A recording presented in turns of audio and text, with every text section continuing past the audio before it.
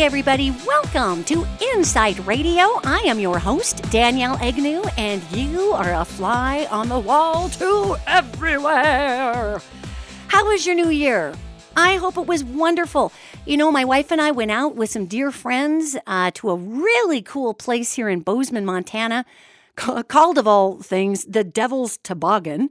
It's a mock-up of a speakeasy from the 1920s. It was so cool with the velvet wallpaper and the big velvet chairs. And we had such a terrific time just sharing with dear friends. And one of the things that I came away with was that, wow, is this year going to be important for all of us to feel connection? This is going to be a big year for connection. So without further ado, I am going to jump right into our topic tonight because we've got some fantastic information coming through in part 2 of 2019's Year of Reconstruction. You know, we're going to talk some politics in this show. We're going to talk some money. We're going to talk some weather. And there has even been some new information that's come through to me through the ethers on 2019 that you'll be hearing for those of you that did attend the forum that actually sold out in Billings, Montana, about what 2019 has in store. So if you were at that forum and you're listening today, no worries, because there's some new little goodies that came in since that December forum. And that's kind of the way that the universe rolls. You know, we get into these periods of time where we start realizing that, man, there's a lot happening. And as we change our energies and our opinions, then our future changes and onward we roll. So I have this awesome opportunity today to talk about what we're looking at in terms of great change. And we're going to get the spicy stuff out of the way. We're going to start with politics. You know, so many of us are watching the news and going, oh, nothing's changing. But actually, a lot is changing. Okay? I mean, it doesn't matter what political affiliation that you personally assign yourself to. We are here to simply discuss changes today. Okay. And some of the biggest changes that I'm able to see here are in the realm of the balance of consciousness that is entering politics. Now, this year, we have seen more women get elected to the House of Representatives than ever before, which is not surprising because we're now in the feminine time frame. So that's kind of a no-brainer for those of us who follow spiritual physics. Yet what was fascinating is we watched people of color, the first Somalian immigrant to be voted in as a representative, the first Native American woman, the first openly bisexual person. I mean, we're talking about these women who are coming in and saying, yeah, this is me. This is me. We've got the first Islamic woman. You know, all these folks coming in to say, guess what? Here I am. And we'll take it a step further as far as Somalian, Native American, Islamic, openly bisexual. How about people? Because we've never had gentlemen come forward in those realms before and at least be open about it in our Congress. So what we're seeing is the dissolving of preconceived notions of what determined the, quote, American legislator, end quote. And this is really important because as we go forward, this is not a call to the United States to demonize males who happen to be white. That's ridiculous. Then that's everybody turning into the oppressor that we supposedly are trying to transpose our octaves and get out of that oppressive resonation. So it's not about calling all white men demons. And anybody who's going to get sucked into that trap in 2019 is going to have a really hard time. They really are. Because this isn't about demonizing other people. It's just not. This is a time frame that's all about allowing the gifts and talents of everybody to come through. So we're seeing that represented in our year of reconstruction in reconstructing the Congress with a new consciousness. Now, I have a lot of conservative friends. And though, you know, in the effort of transparency here, you know, I really am, I'm a registered Democrat. Although as I get older, I tend to waver around in this sort of independent realm because I would love to abolish the IRS, and apparently that's a big Republican thing, right? Yet at the same time, I really want to make sure that our social programs are in place because it's the responsibility of a nation to hold that up. Well, that's apparently a Democrat thing. And what we're going to be seeing in this amazing time frame that's coming in is a lack of really needing to brand yourself just to bring your ideals forward. People are going to be stepping forward to do the right thing for the country as opposed to doing the right thing for their party. And we're seeing where tribalism in the year of Reconstruction is really going to get rough. And this goes for anybody, in the Democratic Party. If we have people who get super out there about their tribalism and their democratic beliefs and go incredibly radicalized, that's going to have a hard time getting traction in the year of Reconstruction, because that would be more akin to burning down the field and just planting it from scratch. This is not the year to burn it all down and rebuild it. That's not the energy. The energy is to work with what's there, tear down the gross, rotten sheetrock, and improve upon what's there so that the original structure is what's holding it up. Yet the transformation of the new structure is where all of the energetic participation comes in, okay? And if we see folks on the left or on the right, if we're seeing the Tea Party folks really dig in and obstructionism and let's stop this thing until the wall goes up and blah. Oh my gosh. Let's just talk about the wall a minute. It's not that we are not going to pay attention to border security, because we absolutely are. From now until 2025, border security is huge. Yet the hubris in politics that wants to stall and gridlock and own and chest bump and all of the blocker moves that we've seen over the last 15 years, especially the last 10 years, all of the congressional blocker moves are going to fall on their butt, okay? I don't care if it's a Republican leading it, a Democrat leading it, an independent leading it. If people are going to come into the Congress this year and attempt to take over with their stalwart, I'm going to throw a wrench in the machine and shut the whole machine down, that's going to end up with the big fat zero. We're talking a big fat zero here, folks. We're going to have a big fat zero because the energies of Reconstruction do not support obstructionism. Obstructionism, no matter who is levying the obstructionism and no matter what the cause, it may be a very supposed righteous cause, yet the energy of obstructionism, it falls into the imbalanced portion of the old world or the old patriarchal time frame, and it's just not supported. It's not supported in the feminine time frame.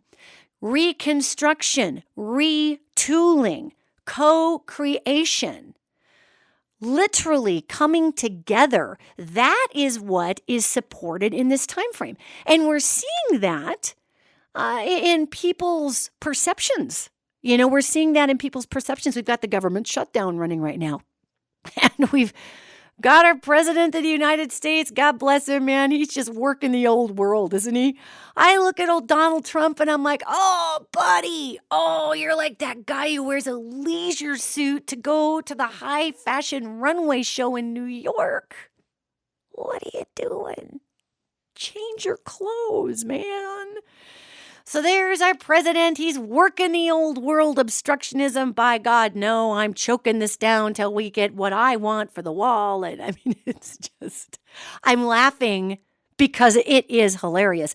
Now, it's not hilarious to all of those amazing government employees out there who are furloughed because people have not figured out that the old world energy of obstructionism just ain't gonna fly. It's not gonna fly in the new year. It's not gonna fly from now on because we're done with the exercise of hubris and the exercise of ego.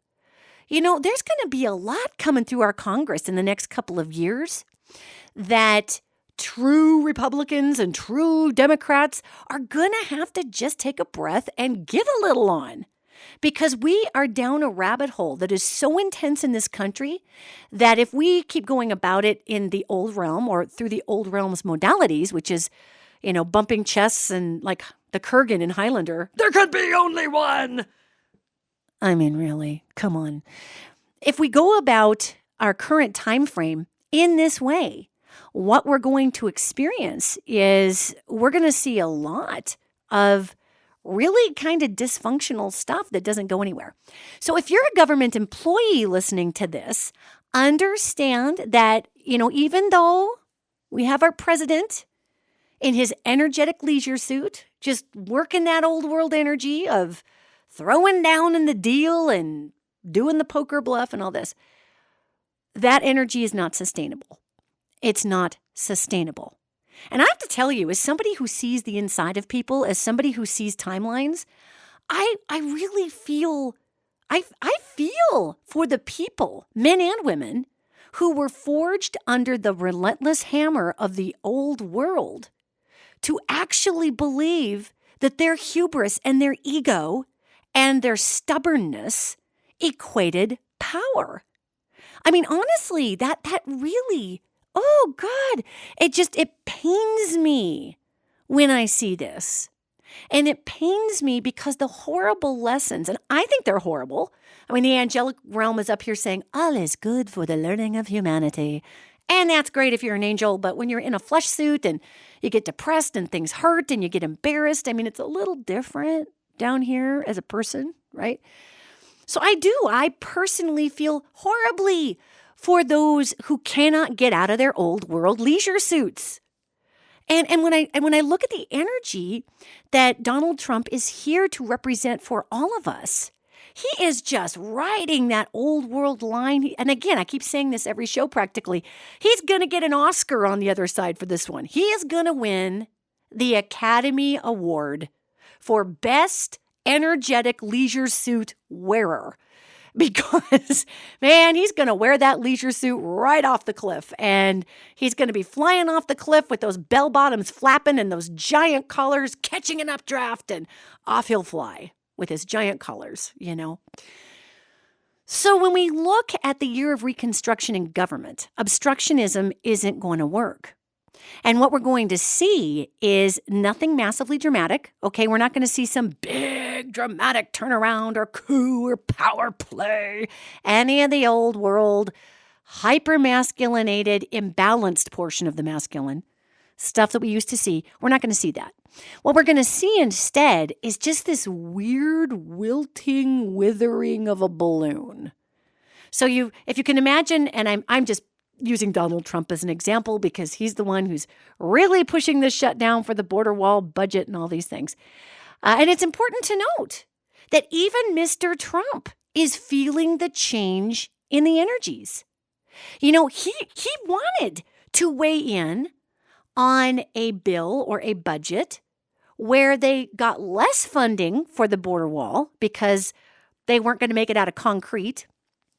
They were going to use steel instead, where they could see through, to see what's going on the other side and basically make the wall more like a barrier, that is, if you could think of a pipe that's put into the ground and the top of the pipe is pointy, basically just putting a series of pipes together, maybe, 3 and 4 inches apart.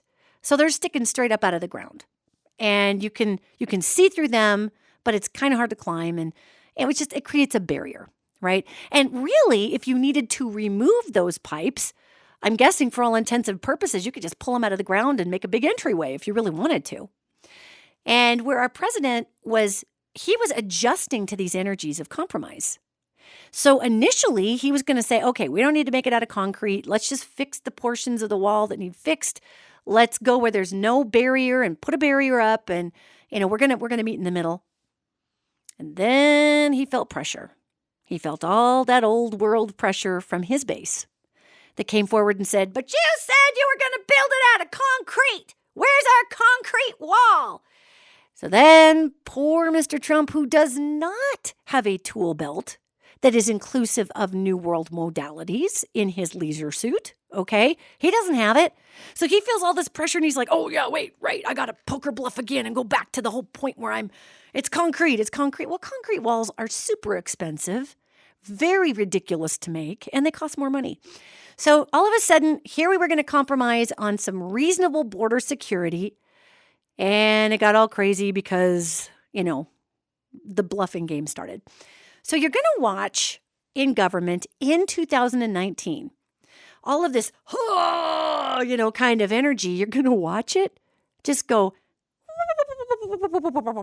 and just kind of wilt like a flower with not enough water in the Dixie cup that it's sitting in. We're going to watch this wilting of energy because unlike the masculine time frame where the more gasoline you poured on the fire, the bigger it got, there's no gasoline for this fire. So what we're going to see is this lack of energy to fuel the hubris that it takes to stalemate the government. And this is going to be a big deal. This is going to be a really big deal, especially for those in government who are in leadership, because they're not even going to know why they don't have the chutzpah or the motivation or the power inside of themselves to keep being stubborn. They're not going to know why they just feel weird and awkward in this position of throwing down so hard over nothing. They're going to feel weird about it. And so there's going to be no energy behind it. And, it's, I can do, you ever go to do something in your life and you're just super fired up about it. And an hour and a half later or a day later, you're like, God, I can't, I'm really having a hard time finding the motivation for this. Well, that's what we're looking at in this time frame. And what's interesting about that is as we are looking at that in this time frame, we're also looking at people just stepping out of these grand proclamations in government that they've made. And this is across the board. Now, what's interesting is we're going to see our older Congress people reacting to this lack of a flow of purpose quicker than our younger Congress people. When we're young, we can fill our tank with all sorts of ideas and hubris and fire and boom, we're going, right? The older folks are the ones who are going to be going, that's not working. That's weird. We need to do something else. So it's very important to note that as we go forward in government in 2019, we're going to watch our media outlets. They keep pumping this up. Oh my God, the border wall shut down, the border wall shut down.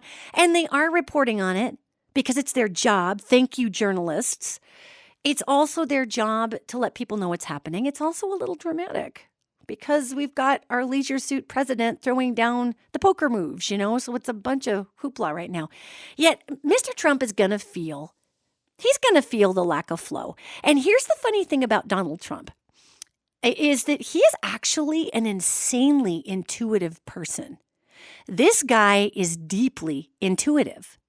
Now, I would love to turn back the clock and go to a little Donald Trump, where when his father was tucking him in at night, would say, you know what, son, I'm so proud of you. I love you.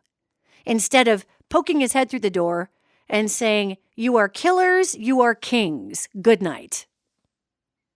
Wow, man. Because I would love to have seen what someone with Donald Trump's intuitive gifts could have done with himself had his format for what he was taught was powerful and respected was different. Yet he was supposed to be who he is to get us in this position now. And we are going to see in 2019 in government, we're going to see a few changes in Mr. Trump. And in my opinion, they're positive changes. He's going to wobble more to the middle because he naturally seeks approval. And before he's been trying to stand up for his base and he's been getting the approval from a fan base. What he's going to learn is he can get approval from the people he works with in government, and that little inner 7-year-old in him is going to want to seek that approval more than the approval from the fan base. Now, Donald Trump is a Gemini, so he's going to go back and forth between, do I want to impress the fan base for a while, and do I want to impress the government? Yet, this is a person who is extremely malleable. You may notice that our president changes like the wind depending on who puts the most pressure on him. And I can tell you firsthand, Donald Trump is absolutely terrified of Vladimir Putin. He is so afraid of that man. He respects him. He's fascinated by him, but he's afraid of him because, old Vlad, come on, he ran the KGB. He is scary people. I mean, he's the real deal of supervillains. And when Hillary Clinton, who actually really is the 45th president of the United States, and she knows it, even when she said they are not going to allow me to be president, she was right. Because Vladimir Putin would have had huge sanctions smashed against him. And not to mention, there were a lot of senior members of Congress that Hillary had massive dirt on. And she was going to air all of that and put a giant, you talk about building a wall, just this massive wall down as far as old world propriety goes. And she'd been building up her arsenal of all of this information for years. And whether you like Hillary or you don't like Hillary, she was going to come in and bring down this unbelievable hammer of change in the government. And that's the funny part about this, is that so many people perceived her as, because she had done some kind of shady old world stuff, right? Let's be honest. I mean, I love me my Hills, but come on, Hillary. So she had done that and played the game, yet she was banking all of that up to come in and just put a massive change into government. Well, Vladimir Putin knew that. The people in power knew that. They knew that the minute that woman swore in, she wasn't afraid of them. She wasn't scared of them. She wasn't intimidated by them. And she was just going to shut the whole old world down and bring in a new world. And so, with Vladimir Putin needing to have all of the oil interests that he needs and the steel interests, and trying to keep his power, because he's teetering over there. He's doing pretty well right now, but he's on some marginal footing because the minute that Russia can't trade with the United States anymore, they go broke. They not completely broke, gang, but they lose a lot of money. So we're going to see all of this fascinating stuff come forward in the year of Reconstruction. We are reconstructing how we deal with world governments. Donald Trump is going to reconstruct how he deals with Congress because he is a huge, believe it or not, I know it doesn't seem like he's an empath, but the guy is a huge empath. And people are like, no, he's not. He's a sociopath. Well, I got to tell you, sociopaths are some of the biggest empaths out there because they can feel what you need and they become it. So if we can just adjust our lens on our president for a minute, okay?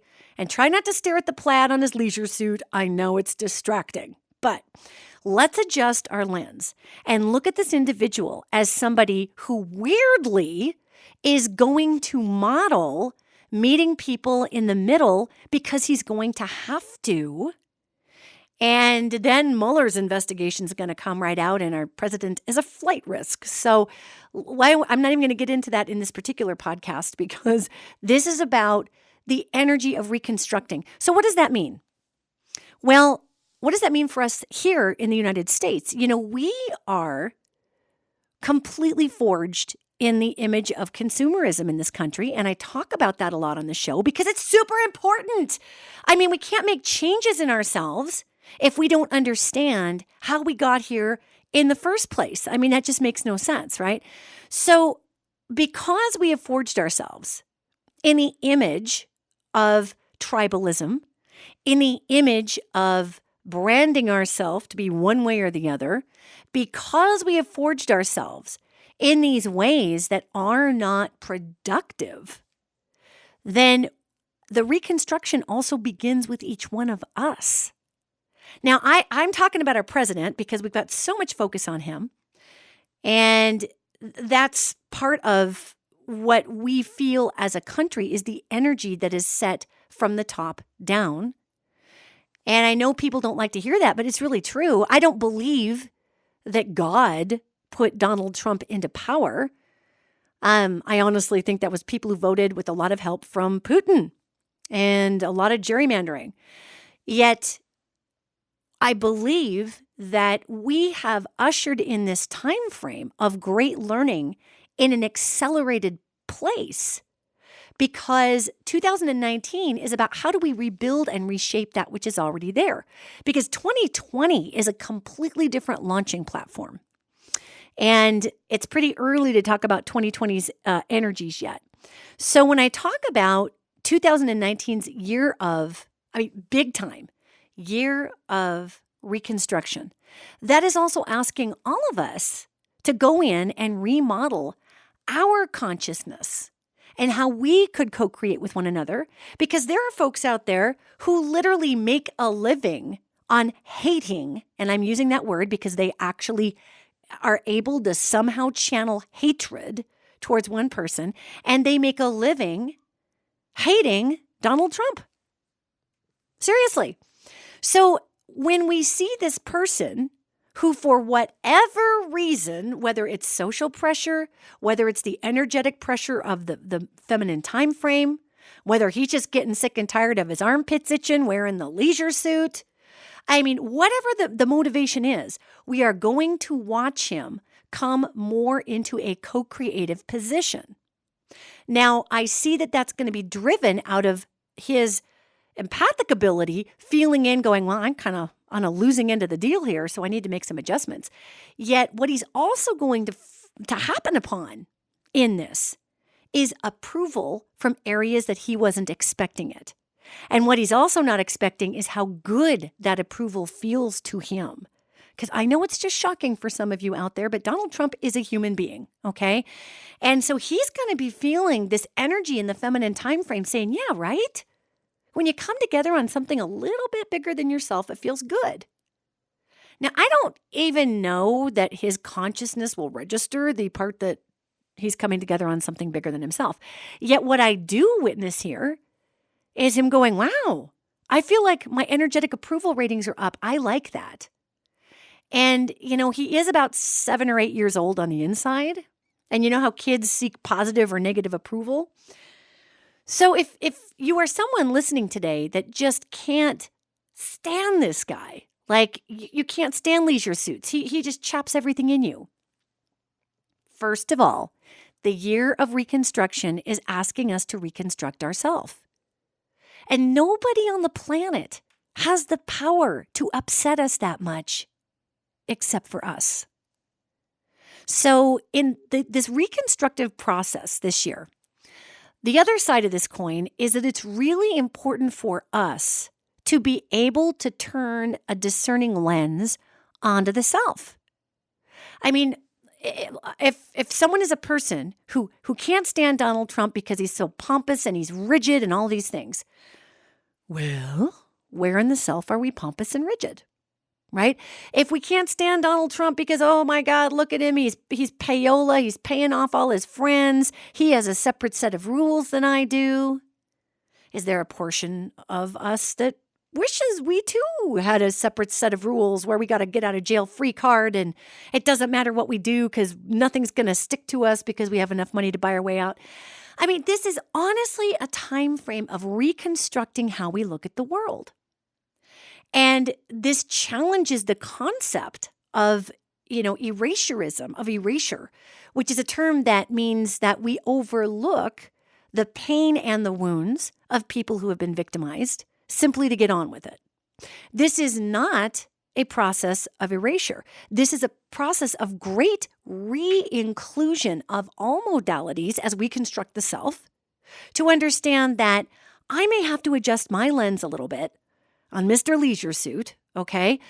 Because if I don't, then I personally am stuck in the old world tribalism and the old world sense of us against them. And that defies the feminine time frame's reconstruction for all that we have going on. So if you can think about what you're going to see in government coming up, not as big sweeping changes, yet weird balloons just withering in areas that don't work anymore. And then this sort of gentle moving forward with something that does. That's more what we're going to be seeing. And again, I do have a lot of empathy for all those people in government. And notice I said people. I didn't say white men. I said people. all these people in government that are addicted to the sense of tribalism and separation, because they're not going to know what happened to them when the balloon deflates. They're going to mistake that for a lack of identity, for a lack of purpose, because they've put so much identity and purpose into that hubris and tribalism. So it's going to be a really fascinating first part of 2019, okay? So that leads us next to the reconstruction of money. Money. Now, we've been seeing some really wild fluxes in the old stock market, and that's not super unusual over this time frame, especially the beginning of the year, especially during a government shutdown. Yet the honest truth is, send a lot of love to our government contractors, because they are the people who are affected by the shutdown the most, people who are not pulling in a paycheck right now. And let's hold all of these folks in a place of love and support and joy. And let's flood our quantum field that we all share with energy of grand prosperity for all of us. Look at the word all. A-double-L, all in capitals. All of us. That includes the 1%. Because the feminine time frame does not pick and choose the blessings that are put down onto this incarnation.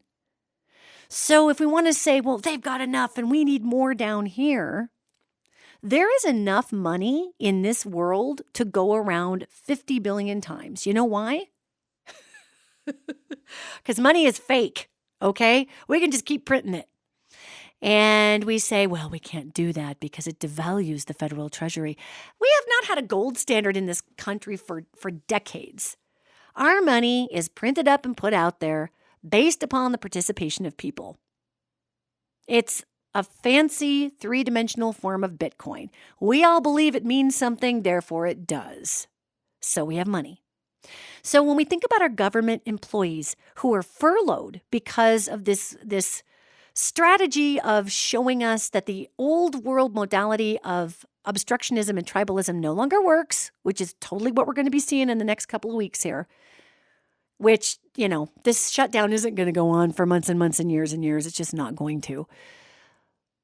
What we're going to see is adjustments in the president, adjustments in the Congress, gentle and easy, moving towards getting the country moving again in terms of healing and income. Now, we are going to watch our stock market wiggle a lot more, because as we are coming together, people get really uncomfortable with that. Isn't that sad? I mean, people don't know that coming together actually strengthens the economy, because the economy booms when we're at war. If you want to talk 1%, the military contracting companies make billions of dollars during wartime. People are employed building things during wartime.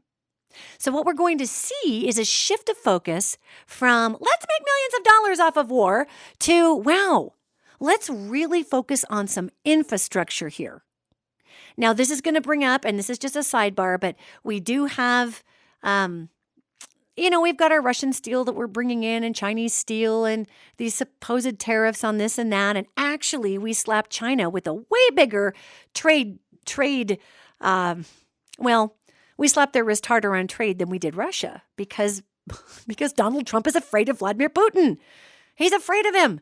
And he also hopes that he'll give him some opportunities over there in Russia. So, it's all about money. So this year, we're going to watch our stock market go way up and way down and way up and way down. And that's going to be part of the reconstruction, because what that's about is not destabilizing the country. It's about us as a consciousness trying to decide how important is our system of currency and what we decide to invest in. We're literally going to be deciding in 2019 what we think is cool, where we want to put our energy. Now, that's what the stock market is. All the stock market is a collective decision to participate. So if we all collectively decide to participate in oil, oil is worth a lot. If we all collectively decide that gold is cool, gold is worth a lot. So I want you to think about this a minute. In 2019, the year of Reconstruction, the light bulb is going to be going on over people's heads as we figure out that we are what actually drives the economy. Not Exxon, not BP, not the diamond market, not the gold market, not the steel market, but our interest in all of those things generates wealth. The currency of 2019 is co-participation and interest. Okay? That's the investment in 2019. And we watched Bitcoin coming into 2018, the last part of 17 into 18, as a wonderful example of a money that's literally based on nothing except for everybody's excitement to use it. And I had clients that called and said, what about Bitcoin? And I'm like, well, go ahead and invest in it. It's going to have a little arc and it's going to come in and come out. And in 2019, we're not ready yet to replace our entire money system. But what we are going to do is show the stock market that we are the ones who decide what's cool and what's not cool. We finally figured this out as the American public. Instead of chasing stocks, we create them. And I'm seeing this happen about, I'm getting August and beyond on that. So this is something later in the year that we get some traction with. Yet once we recognize that we are the ones who are funding the billions of dollars of Pentagon budgets, we are funding the $800 toilet seats that are laundered through government budgets. Once we figure out that we are driving the boat here financially, our consciousness of victimization changes in America. And we've got some young Congress people who are going to be bringing this to the public. You know, Alexandria Ocasio-Cortez is such a great example of somebody who just talks, and sometimes she gets it wrong, but then she turns around and says, gosh darn it, I got that wrong, and here's what it actually is. And she is such a great example of authenticity in government. And we're not used to that. We're used to people who are so worried about everything. And it's funny because when you compare, say, Donald Trump with Ocasio-Cortez, what you have vibrationally there is in Trump, you have somebody that is perceived as somebody who will say anything and do anything because they don't care and they're going to take down the swamp and they're just going to bull through. But the fact is, poor Trump's story changes every 10 seconds because he's deeply freaked out by disapproval. He says he's not, but boy, is he. That guy watches television. He's obsessed with ratings. His inner 8-year-old wants to be picked for the kickball team 50 times a day. There is no rest for that person. Ocasio-Cortez? Heck, she's going to get up there and give you exactly her opinion. And if you don't like it, well, there it is. And if she makes a mistake, she says, sorry, I made a mistake. And she keeps moving because she is not interested in the approval of people. She's interested in bringing qualitative and quantitative change to our government. So we're going to see two different examples of what it means to, quote, drain the swamp or, quote, not be part of the system. And it's going to be really interesting. So what does this have to do with money? Well, we're going to see Ocasio-Cortez coming out and a lot of her fellow Congress people, by the way, coming out and saying, the American people fund all this, right? Everybody who buys stocks drives up the price. You know that, right? So if you want to see more in green energy, buy green energy stock. Buy less Exxon. Buy more, solar panel stock, whatever.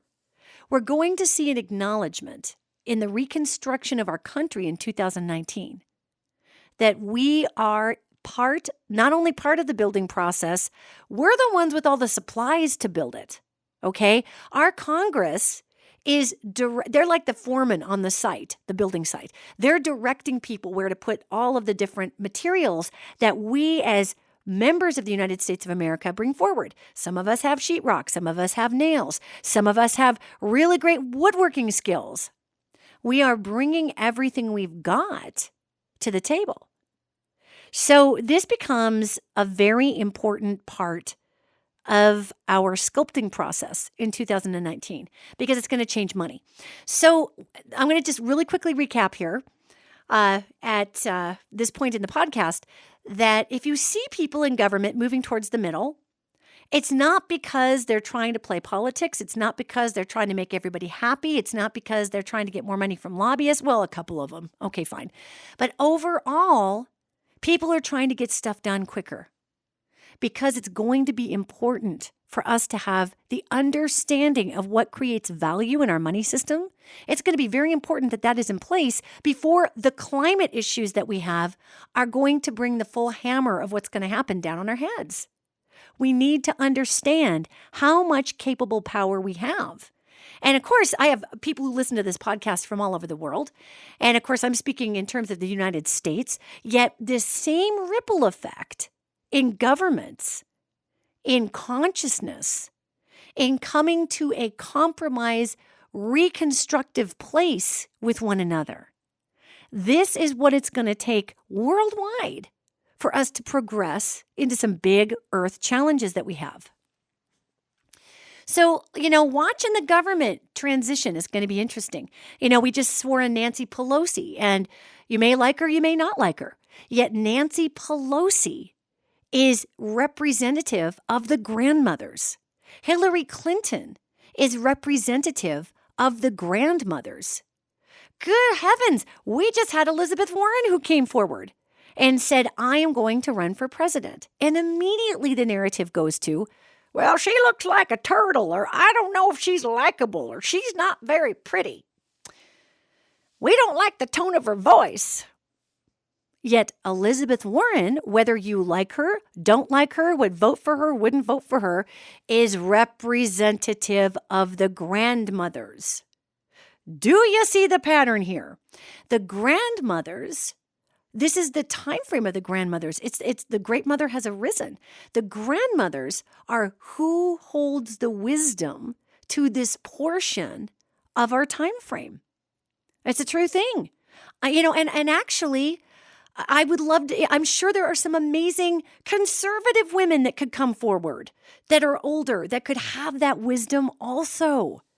We have that woman, and I'm blanking on her name, and forgive me, but the representatives who were up in Alaska and the senator from Maine, these women who they voted to confirm, Brett Kavanaugh, and it was a rule of law issue for them.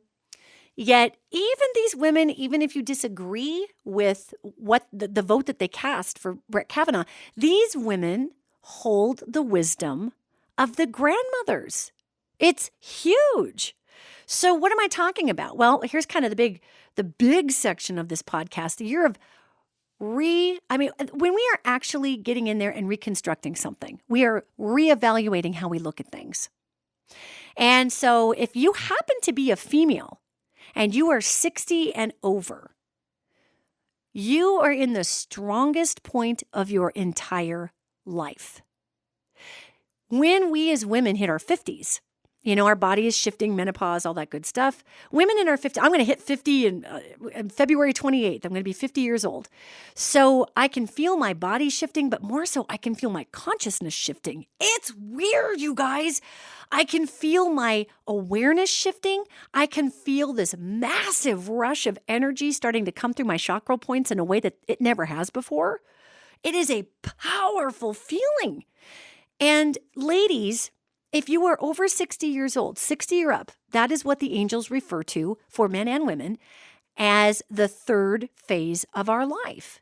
Because our first phase of our life is all about figuring out how we work. The second phase is reflecting ourselves back from those around us to figure out who we are.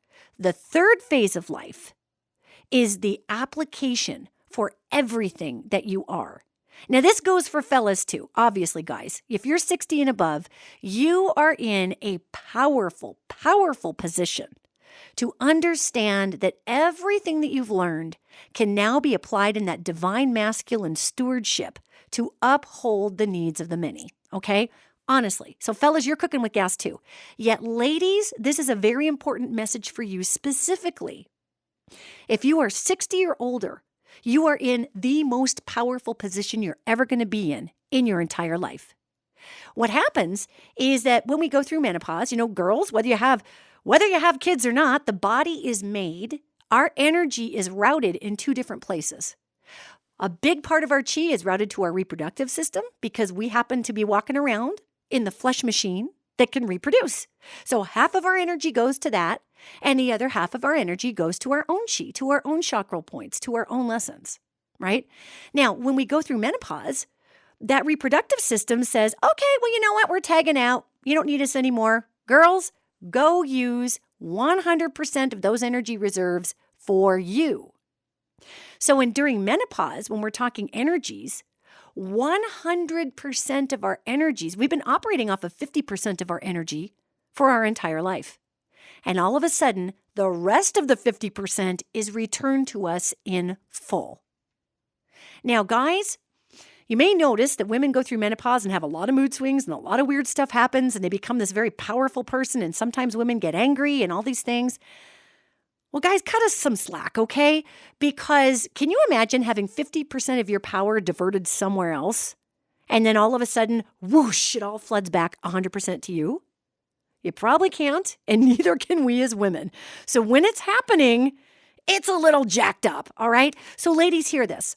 60 and above. So by then, for most ladies, that power has been completely returned from being diverted 50-50. It's 100% utilized by you, and for the world.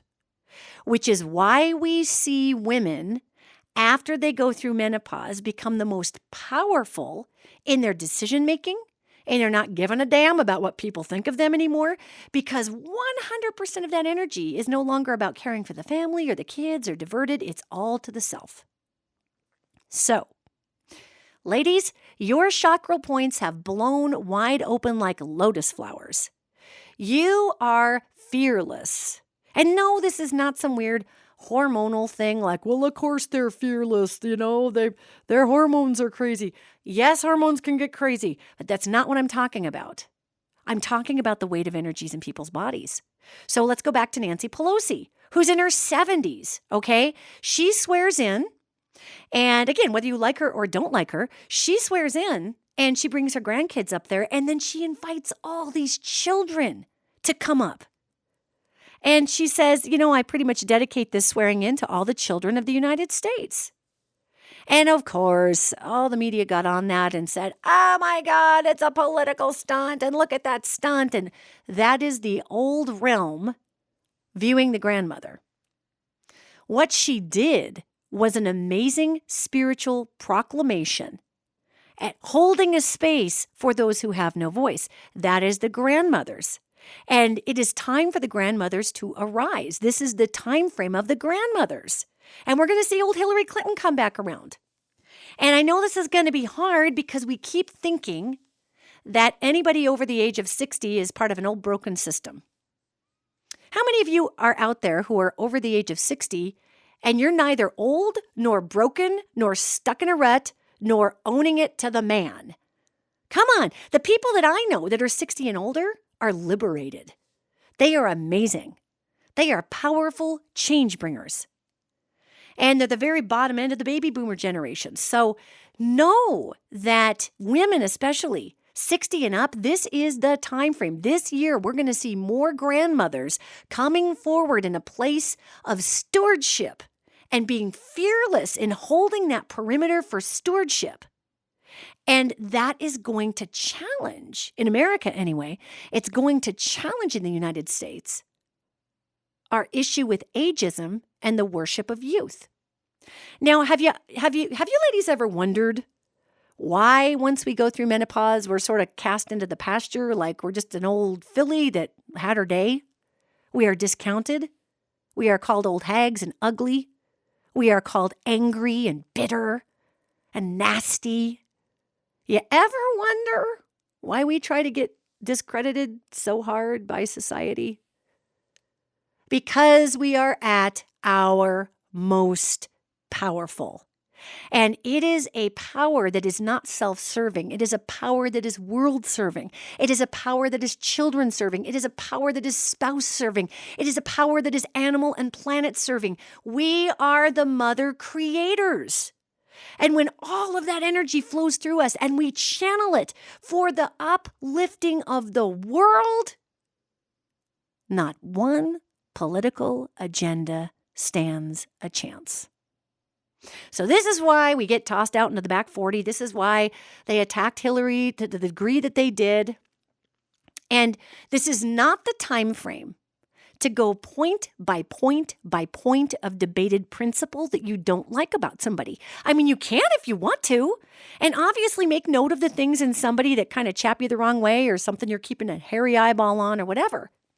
Yet to throw someone out completely during the feminine time frame doesn't work. We can't do it. And I know lots of people who, I'm using Nancy Pelosi and Hillary Clinton as some really great examples today, even Elizabeth Warren, because those are names that if you say in certain circles, people spit their coffee up. Oh, I hate her, she's a blah, blah, blah, blah. I mean, the vitriol that flies automatically from people when you say these people's names is phenomenal. Now, I'm sure people have some pretty good reasons for not liking these ladies. Yet think about it. Think about the skeevy, crappy, nasty, rotten, shifty, lobbyist, extorting, just self-serving fellas we've got in office. You know, with the exception of maybe Donald Trump, people don't fall apart like that when you say their names. They're like, oh, that guy's an ass. What a jerk. And they move on. So let's think about the fear, whether you like these ladies or not. Okay, it doesn't matter. I'm using them as an example because they can be polarizing for some people. Let's look at the fear that the power of the feminine, once it crosses a certain threshold, let's look at the fear that inspires in people to have such a vitriolic hatred. I mean, you like who you like, you support who you support, that's fine. Yet I am talking about the spiritual physics of women over 60. And what we're going to see in this time frame, even though I love Ocasio-Cortez and she's kicking butt and taking names and you go, girl, we are going to see the true power come through women of a certain age. And it's not that other women won't make a difference and other men won't make a difference. And gentlemen, we're going to see guys rising to the occasion. You know, we recently had the Farm Bill passed.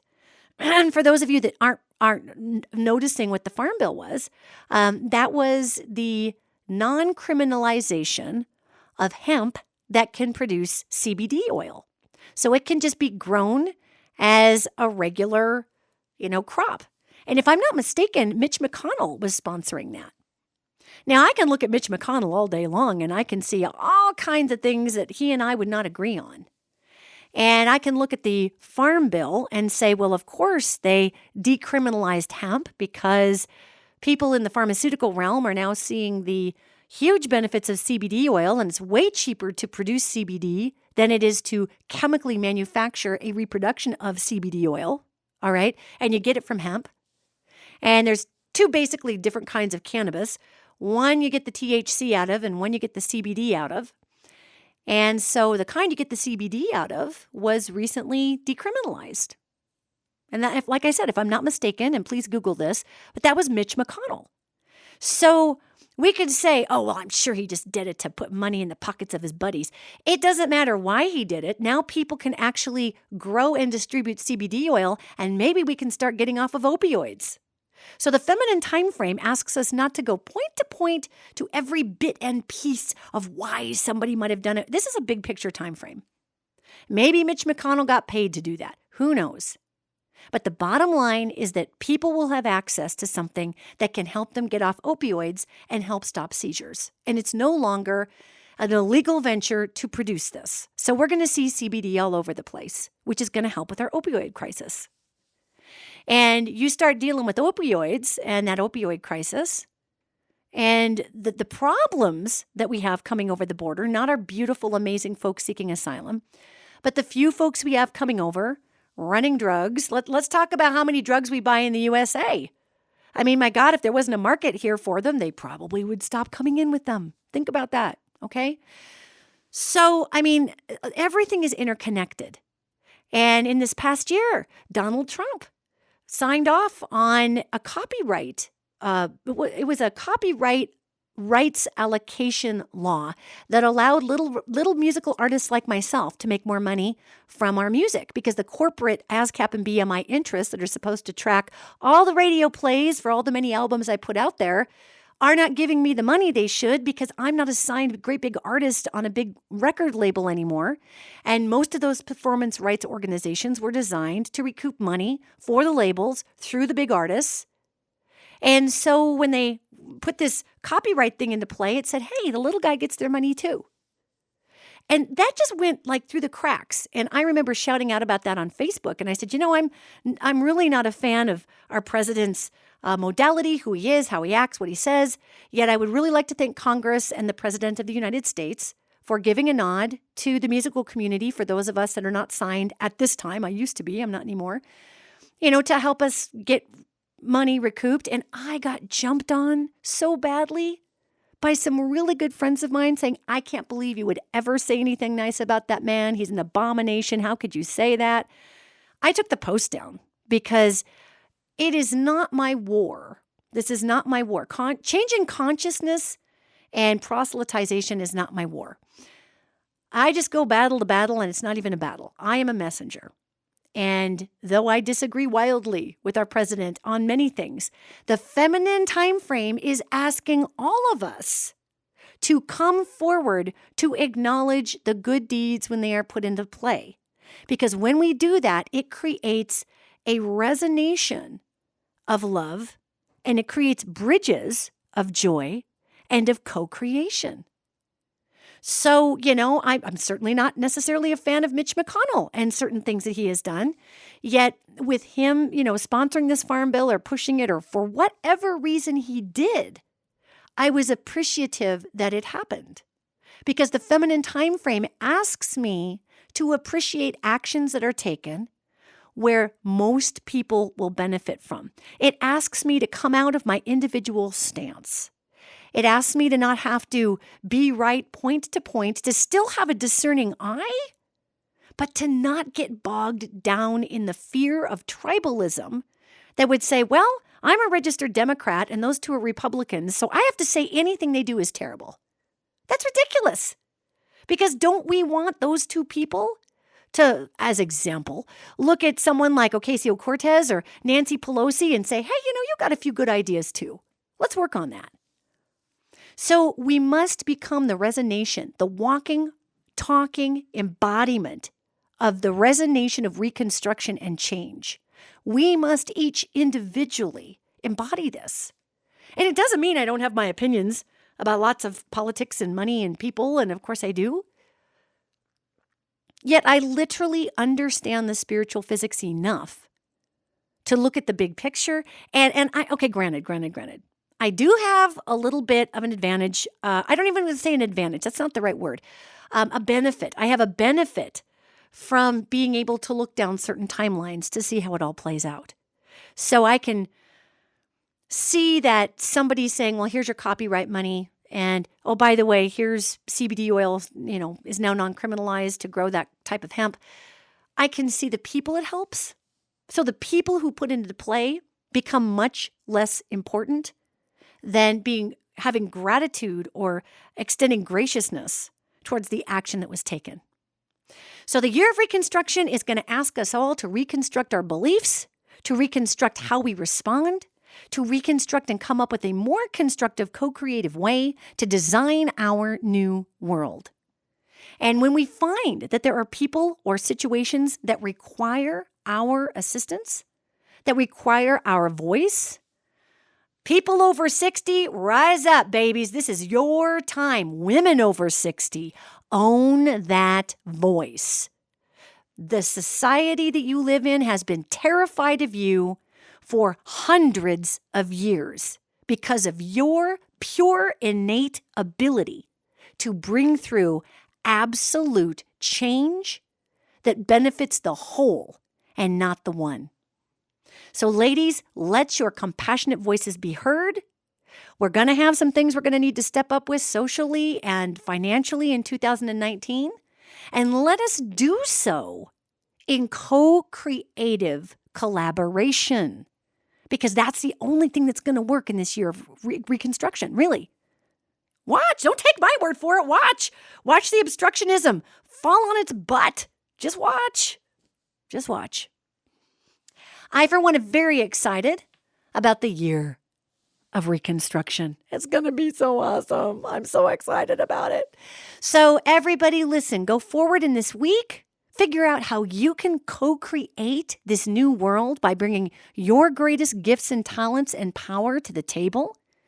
Do your best. Your homework is to not immediately discount people because they're the character that would normally carry your disdain on their back. I know that's challenging, right? Oh, challenges me sometimes. Yet as we move into this space, we're going to see a co-collaborative government. And that's why we're not seeing people jumping on impeachment right now, because we're trying to work something out legally that is far more impactful for people in the long run. So keep your eyes on that. But it's time to end this podcast. So that's a teaser. That's a teaser for next week. However, I want you to go forward this week knowing that you are what drives the quantum field in the world. We get to create the world that we wish to see. And we can change our mind at any minute about anything. And that does not take away from your identity or who you are. All it does is demonstrate growth when that mind change is plugged into the world for the work towards uplifting the all. All right, everybody. Can't wait to see you next week. For those of you who want to see what I'm up to, head over to my website. That's Danielle Egnew, EGNEW-advisor.com. I'm going to have some events I'm going to be posting. They're not quite up yet, but I'm going to have some events I'm going to be posting and some really cool new things coming up this year. So stay tuned. Have a great week, and I will see you next week.